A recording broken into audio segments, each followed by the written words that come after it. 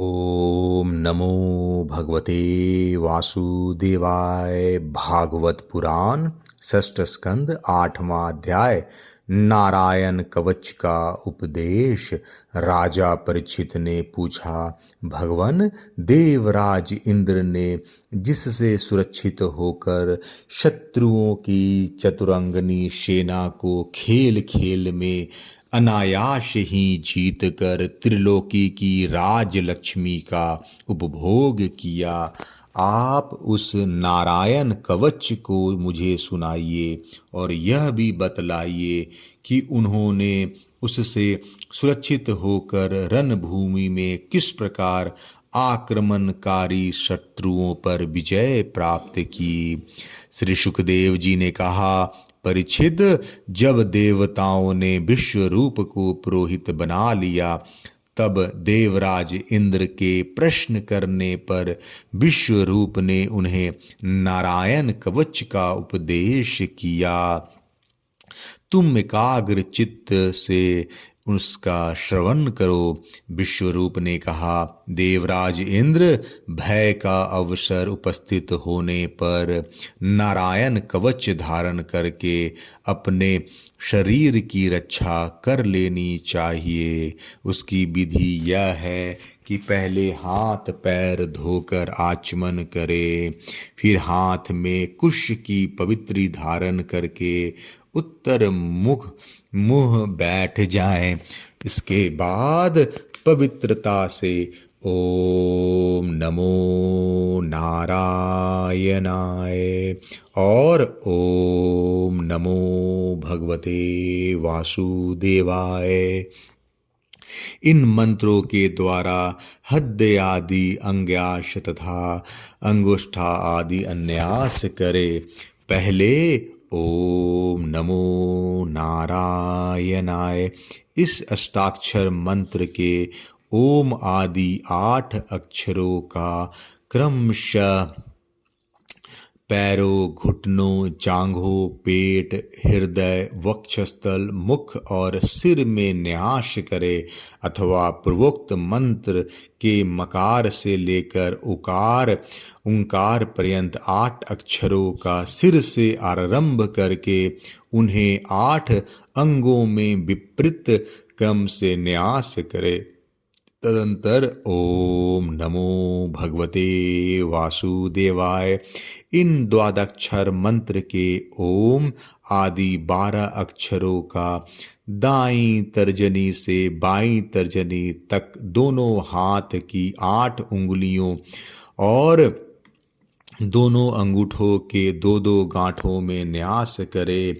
फिर ओम विष्णवे नमः इन मंत्र के पहले अक्षर ओम का हृदय में, वी का ब्रह्मांड में, श का भावों के बीच में, न का चोटी में, वे के दानों, वे का दोनों नेत्रों में और न का शरीर के सब गांठों में न्यास करे।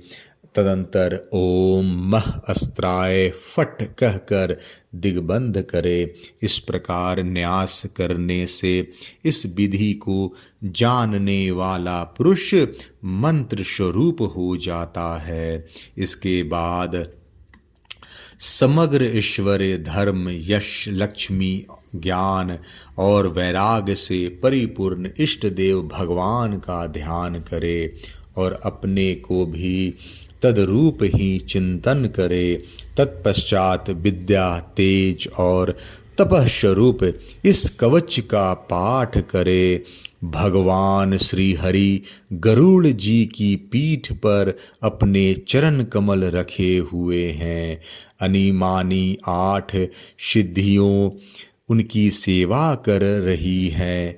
8 हाथों में शंख, चक्र, ढाल, तलवार, गदा, वान, धनुष और पास फंदा धारण किए हुए हैं। वे ही ओंकार स्वरूप प्रभु सब प्रकार से सब ओर से मेरी रक्षा करे। मत्स्य मूर्ति भगवान जल के भीतर जल जंतुओं से और वरुण के पाश से मेरी रक्षा करे। माया से ब्रह्मचारी का रूप धारण करने वाले वामन भगवान स्थल पर और विश्व रूप श्री त्रिविक्रम भगवान आकाश में मेरी रक्षा करें। जिनके घोर अट्टहास से सब दिशाएं गूंज उठी थी और गर्भवती दैत्य पत्नियों के गर्भ गिर गए थे, वे दैत्य युद्धपतियों के शत्रु भगवान नृसिंह किले जंगल रणभूमि आदि विकट स्थानों में मेरी रक्षा करे। अपनी दाढ़ों पर पृथ्वी को धारण करने वाले यज्ञ मूर्ति वराह भगवान मार्ग में परशुराम जी पर्वत के शिखरों पर और लक्ष्मण जी के सहित भरत के बड़े भाई भगवान रामचंद्र प्रवास के समय मेरी रक्षा करे। भगवान नारायण मारन मोहन आदि भयंकर अभिचारों और सब प्रकार के प्रमादों से मेरी रक्षा करे। ऋषि श्रेष्ठ नर गर्भ से योगेश्वर भगवान दातात्रेय योग के विघ्नों से और त्रिगुणाधिपति भगवान कपिल कर्म बंधनों से मेरी रक्षा करे। परमर्षि सनत कुमार कामदेव से है ग्रीव भगवान मार्ग में चलते समय देव मूर्तियों का नमस्कार आदि न करने के अपराध से देवर्षि नारद सेवा अपराधों से 32 प्रकार के सेवा अपराध माने गए हैं। पहला, सवारी पर चढ़कर अथवा पैर में खड़ाऊं पहनकर श्री भगवान के मंदिर में जाना। रथ यात्रा, जन्माष्टमी आदि उत्सवों का न करना या उनके दर्शन न करना। श्री मूर्ति के दर्शन करके प्रणाम न करना। अशुचि अवस्थाओं में दर्शन करना। एक हाथ से प्रणाम करना। परिक्रमा करते समय भगवान के सामने आकर कुछ न रुक कर फिर परिक्रमा करना अथवा केवल सामने ही परिक्रमा करते रहना। श्री भगवान के श्री विग्रह के सामने पैर पसार कर बैठना। श्री भगवान के श्री विग्रह के सामने दोनों घुटनों को ऊंचा करके उनके हाथों से लपेट कर बैठ जाना। श्री भगवान के श्री विग्रह के सामने सोना। श्री भगवान के श्री विग्रह के सामने भोजन करना। श्री भगवान के श्री विग्रह के सामने झूठ बोलना। श्री भगवान के श्री विग्रह के सामने जोर से बोलना। श्री भगवान के श्री विग्रह के सामने आपस में बातचीत करना। श्री भगवान के श्री विग्रह के सामने चिल्लाना। श्री भगवान के श्री विग्रह के सामने कलह करना। श्री भगवान के श्री विग्रह के सामने किसी को पीड़ा देना। श्री भगवान के श्री विग्रह के सामने किसी पर अनुग्रह करना। श्री भगवान के श्री विग्रह के सामने किसी को निष्ठुर वचन बोलना। श्री भगवान के श्री विग्रह के सामने कंबल सा सारा शरीर ढक लेना। श्री भगवान के श्री विग्रह के सामने दूसरे की निंदा करना। श्री भगवान के श्री विग्रह के सामने दूसरे की स्तुति करना। श्री भगवान के श्री विग्रह के सामने अश्लील शब्द बोलना। श्री भगवान के श्री विग्रह के सामने अधोवायु का त्याग करना। शक्ति रखते हुए गौण अर्थात समान उपचारों से भगवान की सेवा पूजा करना।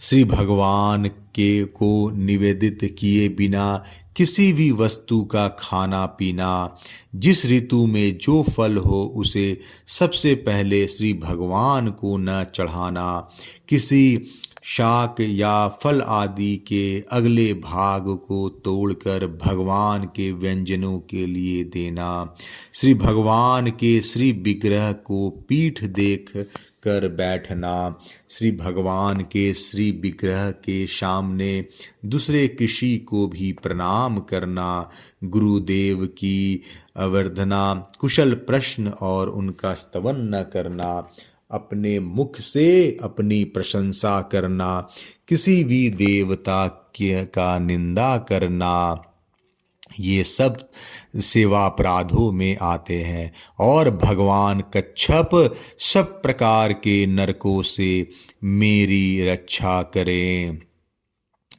भगवान धन्वंतरी कुपथ्य से, जितेंद्रिय भगवान ऋषभदेव सुख दुख आदि भयदायक द्वंद्वों से, यज्ञ भगवान लोकापवाद से, बलराम जी मनुष्यकृत कष्टों से और श्री शेष जी क्रोधवश नामक सर्पों के गणों से मेरी रक्षा करे।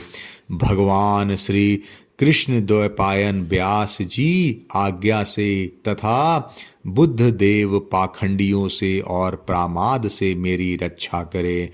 धर्म रक्षा के लिए महान अवतार धारण करने वाले भगवान कल्कि पाप बहुल कली काल के दोषों से मेरी रक्षा करे।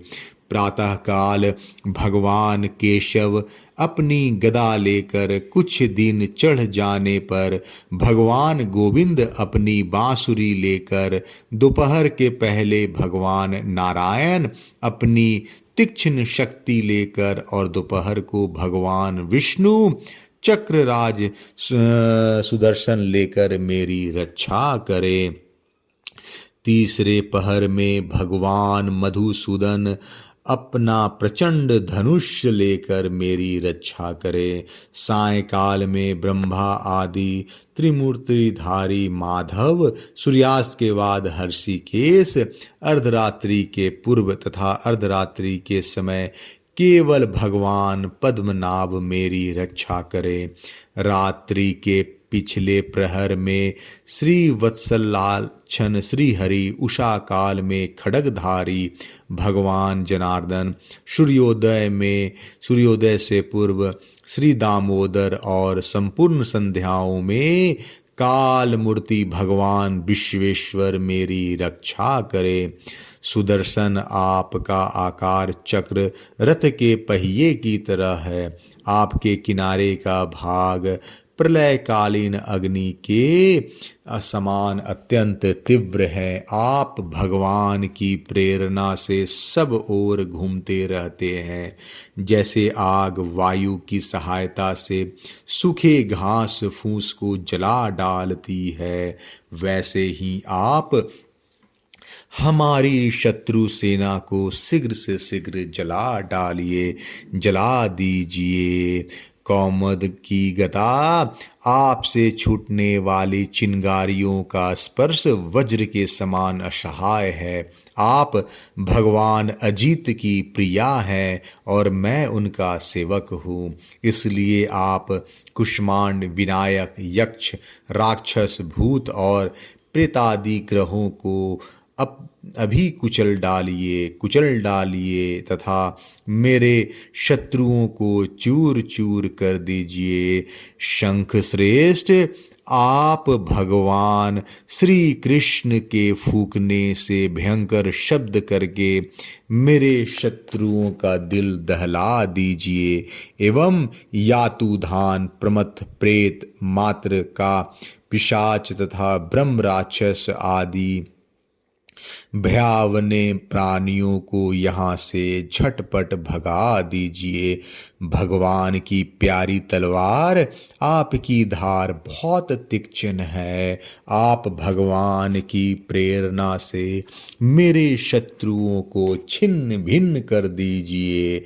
भगवान की प्यारी ढाल, आप में सैकड़ों चंद्राकार मंडल है। आप पाप दृष्टि पापात्मा शत्रुओं की आंखें बंद कर दीजिए और उन्हें सदा के लिए अंधा बना दीजिए।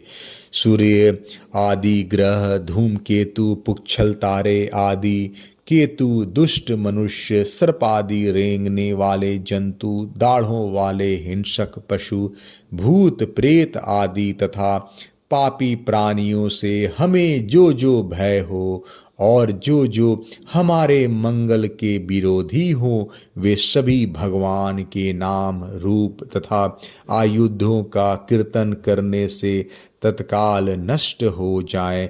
बृहद रथंतर आदि सामवेदीय स्त्रोतों से जिनकी स्तुति की जाती है, वे वेद मूर्ति भगवान गरुड़ और विश्वक्सेन जी अपने नामोच्चारण के प्रभाव से हमें सब प्रकार की विपत्तियों से बचाए। श्री हरि का नाम, रूप, वाहन, आयुध और श्रेष्ठ पार्षद हमारी बुद्धि, इंद्रिय, मन और प्राणों को सब प्रकार की आपत्तियों से बचाए। जितना भी कार्य अथवा कारण रूप जगत है, वह वास्तव में भगवान ही है। इस सत्य के प्रभाव से हमारे सारे उपद्रव नष्ट हो जाएं। जो लोग ब्रह्म तथा आत्मा की एकता का अनुभव कर चुके हैं, उनकी दृष्टि में भगवान का स्वरूप समस्त विकल्पों भेदों से रहित और फिर भी अपनी माया शक्ति के द्वारा भूषण, आयुध और रूप नामक शक्तियों को धारण करते हैं। यह बात निश्चित रूप से सत्य है। इस कारण सर्वज्ञ सर्वव्यापक भगवान श्री हरि सदा सर्वत्र सब रूपों से हमारी रक्षा करे, जो अपने भयंकर अट्टहास से सब लोगों के भय को भगा देते हैं और अपने तेज से सबका तेज ग्रस लेते हैं। वे भगवान नृसिंह दिशा विदिशा में नीचे ऊपर बाहर भीतर सब ओर हमारी रक्षा करे। देवराज इंद्र, मैंने तुम्हें यह नारायण कवच सुना दिया। इस कवच से तुम अपने को सुरक्षित कर लो। बस फिर तुम अनायास ही सब दैत्य युद्धपतियों को जीत लोगे। इस नारायण कवच को धारण करने वाला पुरुष, जिसको भी अपने नेत्रों से देख लेता अथवा पैर से छू देता है, वह तत्काल समस्त भयों से मुक्त हो जाता है। जो इस वैष्णवी विद्या को धारण कर लेता है, उसे राजा, डाकू, प्रेत, पिशाच आदि और बाघ आदि हिंसक जीवों से कभी किसी प्रकार का भय नहीं होता। देवराज, प्राचीन काल की बात है, एक कौशिक गोत्री ब्राह्मण ने इस विद्या को धारण करके योग धारणा से अपना शरीर मरुभूमि में त्याग दिया। जहां उस ब्राह्मण का शरीर पड़ा था, उसके ऊपर से एक दिन गंधर्वराज चित्ररथ अपनी स्त्रियों के साथ विमान पर बैठकर निकले। वहां आते ही वे नीचे की ओर सिर किए विमान सहित आकाश से पृथ्वी पर गिर पड़े। इस घटना से उनके आश्चर्य की सीमा न रही। जब उन्हें वालखिल मुनियों ने बताया कि यह नारायण कवच धारण करने का प्रभाव है, तब उन्होंने उस ब्राह्मण देवता की हड्डियों को ले जाकर पूर्ववाहिनी सरस्वती नदी में प्रवाहित कर दिया और फिर स्नान करके वे अपने लोक को गए। श्री सुखदेव जी कहते हैं, परीक्षित, जो पुरुष इस नारायण कवच को समय पर सुनता है और जो आदर पूर्वक इसे धारण करता है, उसके सामने सभी प्राणी आदर से झुक जाते हैं और वह सब प्रकार के भयों से मुक्त हो जाता है। परीक्षित, शतक्रतु इंद्र ने आचार्य विश्वरूप जी से यह वैष्णवी विद्या प्राप्त करके रणभूमि में असुरों को जीत लिया और वे त्रैलोक्य लक्ष्मी का उपभोग करने लगे। 8वां अध्याय समाप्त। जय श्री कृष्णा।